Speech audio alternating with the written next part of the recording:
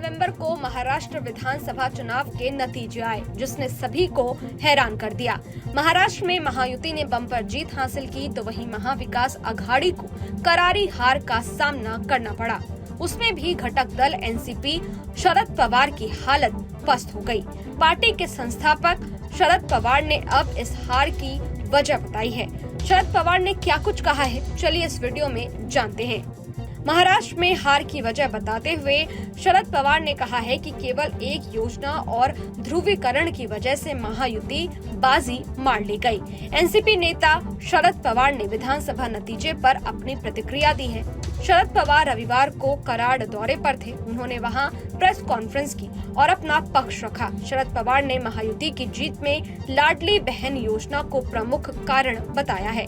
उन्होंने कहा है कि हमारी अपेक्षा के अनुरूप फैसला नहीं आया, लेकिन आखिरकार ये जनता का फैसला है। जब तक मेरे पास कोई आधिकारिक जानकारी नहीं आ जाती, मैं वर्तमान व्यवस्था पर कोई टिप्पणी नहीं कर रहा हूं।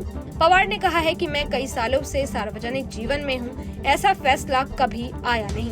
अब अगर आया है तो इसका अध्ययन करना है और इसके पीछे का कारण क्या है, उन कारणों को ढूंढना है। ये समझना है कि वास्तव में ये क्या है और एक बार फिर से जाकर लोगों के बीच नए उत्साह के साथ खड़ा होना है। मैं और मेरे सहकर्मी तय करेंगे कि आगे क्या करना है। शरद पवार ने कहा है कि लोगों से और कार्यकर्ताओं से जो जानकारी मिल रही है, उसके मुताबिक लाडली बहन योजना के प्रभाव की बात लोगों से सुनने को मिल रही है। ये एक महत्वपूर्ण कारण है। कुछ राशि सीधे महिलाओं की जेब में दे दी गई। फिर ये प्रचार भी किया गया कि हम 2.5 महीने से राशि का भुगतान कर रहे हैं और अगर सत्ता में नहीं आए तो ये बंद कर दी जाएगी। महिलाओं को चिंता थी कि ये बंद हो जाएगी, इसलिए प्रथम दृष्टया ऐसा लगता है कि महिलाओं ने हमारे खिलाफ मतदान किया है।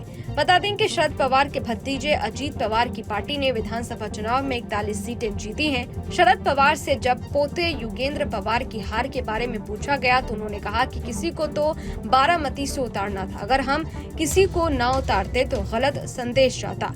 हमें पता था कि अजीत पवार और युगेंद्र के बीच तुलना नहीं की जा सकती। अजीत पवार पार्टी संगठन में काम करते रहे हैं, तो वहीं युगेंद्र भी अनुभवहीन थे। एक्टिव पॉलिटिक्स से रिटायरमेंट को लेकर पूछे गए सवाल पर उन्होंने कहा कि इस तरह के फैसले साथियों की सलाह पर होते हैं। बता दें कि महाराष्ट्र में महायुति गठबंधन में 288 में से 234 सीटें जीतकर भारी बहुमत हासिल कर लिया है।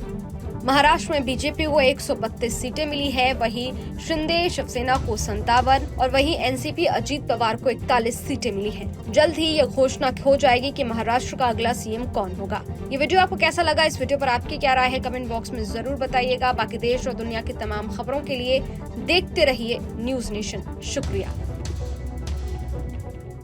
न्यूज नेशन अब व्हाट्सएप पर खबरों के ताजा अपडेट के लिए न्यूज नेशन के इस QR कोड को स्कैन करें।